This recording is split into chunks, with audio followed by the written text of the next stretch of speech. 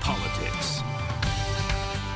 To bring you an inside look at what's happening at the state capitol this week, we turn to our On Politics panel this morning. State Representative Larry Gonzalez is a Republican from Round Rock. He's one of 5 incoming Hispanic Republicans in the Texas House. There were none there serving before. He ousted Democrat Diana Maldonado last November.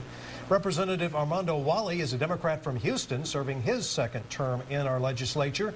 He's spoken out about immigration reform legislation and proposed budget cuts in education and health and human services.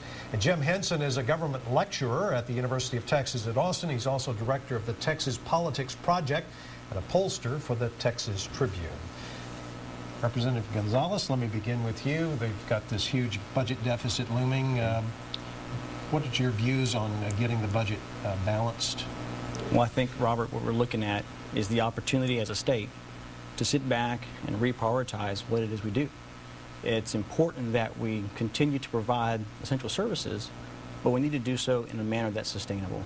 There are cuts and there are efficiencies. For me, cuts are the more immediate look at how you get to an answer quickly. What I'm more interested in are the efficiencies, which are cuts made over a longer term to help provide an economic infrastructure going forward. Representative Wall? I think it's a failure by the Republican leadership on fiscal matters, because this budget deficit started with the margins tax a couple of sessions ago in a special session. When you talk about toying with working class, middle class families in Texas, you could see schools close. You're already talking about them here in Austin, 9 elementary schools being closed. We can compound that issue. When you're talking about grandmother getting kicked off of Medicaid, that's a problem. And when you talk about $223 million of the Texas Grants program that provides scholarships to needy students to attain their higher education, like myself, I was a participant of the Texas Grants. I would not have graduated college without that. So for me, the priorities are really out of whack. Jim, where do you see this heading?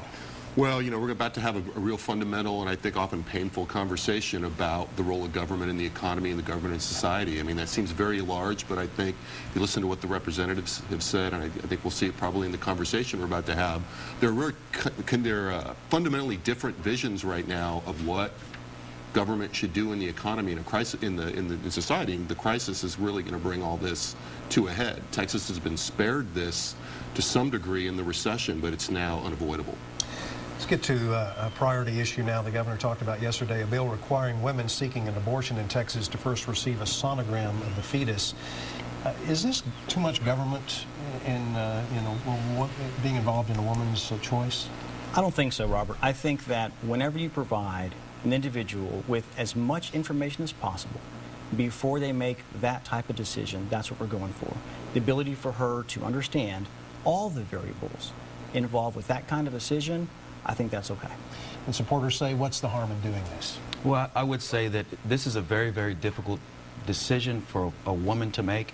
I'm not one that would take this issue very lightly, because it's a very, very personal decision that a woman has to decide what she would like to do with her body. And for me, these issues are just sideshows, if you will, of the real problems that we have in Texas with our fiscal budget.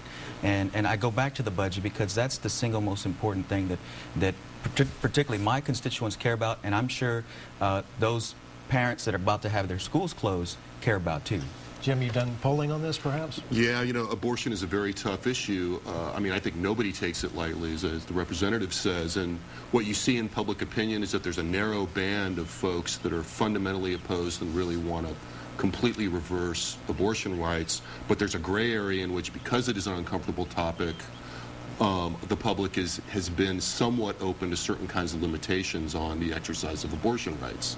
I think this is really going to, the sonogram bill, to some degree, feels to me like we're going to push that to the edge. It's one thing to go out and try to sell parental consent for minors to get an abortion. You're in a zone that a lot of people will, you know, be a little more open to restrictions. On this, it's an open question as to how the public is going to view this. Let me get to the voter ID, which is forefront, top of mind this week especially. Get your views on that. Well, I think what's central for me is understanding that what we do as a country, what we do as a state, what's central to our very beginning of government is the elections process. And anything that we can do to protect the integrity of that process, I'm fine with. I believe fundamentally that is how we begin all of our discussions, and who we put in those positions. And if we need to protect that process and make certain that it is fair, and that the integrity is intact, then that's what we should do. What's the harm in asking for an ID when you go to vote? Well, quite frankly, you already have, when you go vote, you already have to show a form of ID, either your ID, which is your driver's license, an ID, or a light bill. There's not, the Attorney General spent millions and millions of dollars going after voter ID issues in South Texas, and with very few prosecutions. So this is, again, another issue to cloud the budget crisis. And for us, voter ID, obviously we successfully blocked it last session. Honestly, it's going to be very difficult to block it this session. But again, these issues pale in comparison to grandma getting cut off of her Medicaid, because the vast majority of folks that are on Medicaid are elderly, over the age of 80, Anglo, and those are the folks that look, I represent a majority Hispanic district. I'm Latino, but I'm an American first. And I don't just represent Latinos. I care about my folks in East and West Texas that are about to have their kids' schools closed and their grandma kicked out of the nursing home. Jim, we got 30 seconds left to wrap this up. Yeah, voter ID is one of those issues that's very odd in that, you know, you poll in one way, a lot of people are in support of it. You also ask them, what do you think of the issue? Do you think that that's already the rule? A lot of people think you already need an ID. You ask them how important is it on their list of most important issues, it's invisible.